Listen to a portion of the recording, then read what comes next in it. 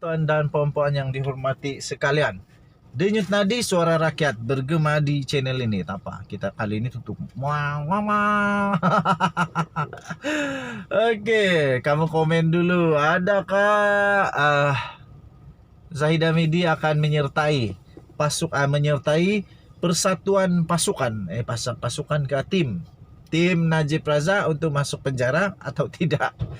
Oke, kedua-dua mereka masih lagi teruk sekarang ini di mahkamah. Dengan Najib Razak yang paling teruk. Najib Razak yang paling teruk kerana dia sudah dijatuhi hukuman penjara 12 tahun dan 210 juta ringgit Malaysia denda, dan tak lama lagi kita akan tahu keputusannya kerana dia sekarang sedang turun naik mahkamah untuk rayuan di Mahkamah Persekutuan 1MD Miteno yang belum selesai masih lagi, tapi sekarang ini macam susah saja. Banyak bukti yang macam buat Najib kalah saja, tapi itu bukti-bukti. Keputusan kita belum tahu. Jadi apa pendapat kamu? Adakah Najib menang atau tidak? Lain lagi dia punya LHDN yang dia ada utang berbilion tu. Aduh, pening lah Najib kali ni.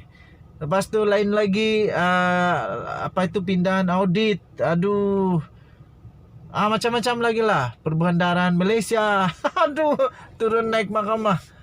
Alamak, berpuluh-puluh pertuduhan. Dan Zahidah Midi pun masuk geng juga. Zahidah Midi pun kena juga. Zahidah Midi dia pula ada berapa ya? Zahidah Midi ada lebih daripada 40 agaknya. Kalau saya tak silap, ada lebih daripada 40 pertuduhan. 47 pertuduhan. Tak banyak mana pun. 47 pertuduhan Zahid Hamidi di dalam kes Yayasan Akal Budi. Tuan-tuan dan puan-puan, ini berita buruk untuk Zahidah Midi. Ahmad Zahidah Midi, pengerusi Barisan Nasional dan juga Presiden UMNO seluruh Malaysia, gagal memperoleh kenyataan daripada 15 saksi habis. 9 Mei 2022 daripada sinarharian.com.my. Aku gelak dululah.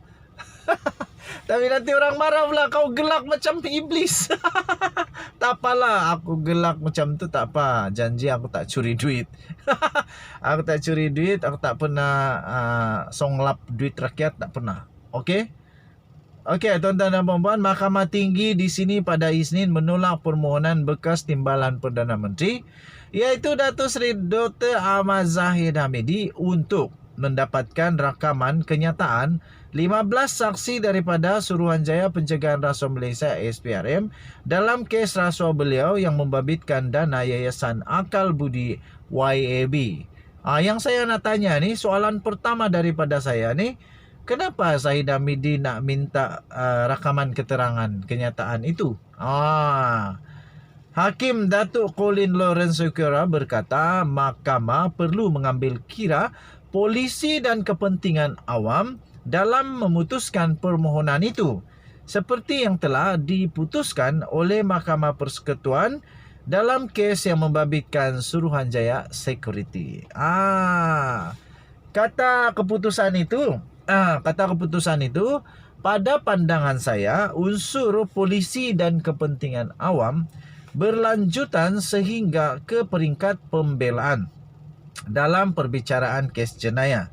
Mereka iaitu saksi boleh terdedah kepada intimidasi dan sebagai contoh diugut agar memberi keterangan yang berbeza daripada yang terdapat dalam rakaman kenyataan. Aku setuju. Terima kasihlah kepada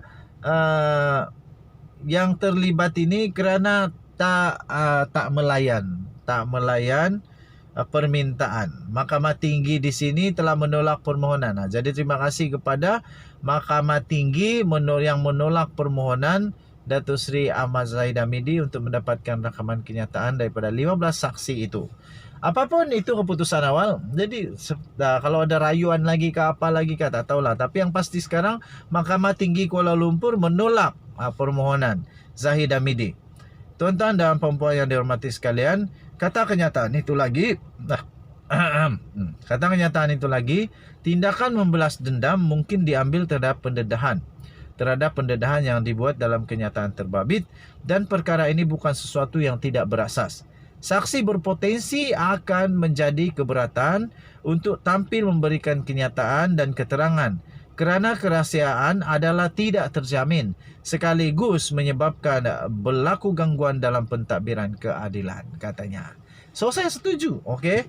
Beliau juga berkata pegawai penyiasat SPRM iaitu Khairuddin Kilau telah meluahkan kebimbangan mengenai sebab kenyataan saksi pendakwaan yang ditawarkan kepada pembelaan tidak sepatutnya diberikan. Khairuddin telah mendedahkan dalam afidavit beliau bahawa saksi terbabit mempunyai hak istimewa kerana kenyataan terbabit dibuat sepanjang komunikasi rasmi dan secara sulit kepada SPRM, katanya. Hakim itu berkata, Khairuddin juga berpendapat bahawa sebarang pendedahan akan memprejudis. Sebarang pendedahan akan memprejudis dan menjejaskan kepentingan awam kerana kenyataan itu dibuat berdasarkan kepercayaan serta jangkaan rasmi bahawa ia akan kekal sebagai sulit. Saya setuju, mesti kekal sulit. Khairuddin berkata perkara ini akan menyebabkan bakal saksi keberatan untuk memberikan kenyataan dan boleh mengganggu siasatan pada masa hadapan, katanya dalam kenyataan itu. Okey, tuan-tuan dan puan-puan yang dihormati sekalian, Ahmad Zahid Hamidi ada 47 pertuduhan Yayasan Akal Budi. Tapi tak lawan Datuk Seri Najib Tun Razak lah. Najib Tun Razak kesian. Ada orang selalu cakap dengan saya, perlu lagi panggilkah Datuk Seri Najib Tun Razak itu Datuk Seri?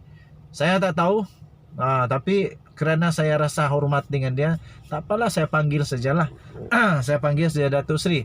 Rasanya saya tak rugi juga kalau saya panggil. Kecuali telah diwartakan bahawa beliau tidak boleh lagi dipanggil, iaitu contohnya di Negeri Sembilan sudah ditarik balik, di Selangor kalau saya tak silap digantung.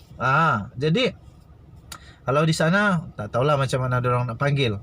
Tapi kalau saya di Sabah mungkin masih lagi boleh panggil lah sebagai rasa hormat saja. Okey, tuan-tuan dan puan-puan, jangan kamu lupa komen, kasih share banyak-banyak apa pendapat kamu. Najib Razak bakal makan roti kosong dengan kopi sejuk di penjara bersama dengan Zahid Hamidi pun sama, ataupun mereka akan terlepas. Kita berikan kepercayaan 120 juta % kepada Badan Kehakiman, kepada Badan Perundangan Negara Malaysia. Saya percaya negara Malaysia mempunyai undang-undang antara terbaik di dunia. Okey, so kita tunggu saja. Jangan buat banyak fikiran meliar, jangan buat banyak spekulasi yang bukan-bukan. Jangan fitnah, yang penting jangan fitnah. Ada orang duk kata channel saya banyak fitnah. Mana ada fitnah? Ini semua keluar di mahkamah lah. Semua yang saya keluarkan dalam channel saya yang sudah dikeluarkan di mahkamah. Satu pun tak ada yang tak keluar mahkamah. Semua dah keluar mahkamah. Jadi semua jadi kes. Nak fitnah apa lagi? Denyut nadi suara rakyat bergema di channel ini. Kita jumpa lagi. Bye bye.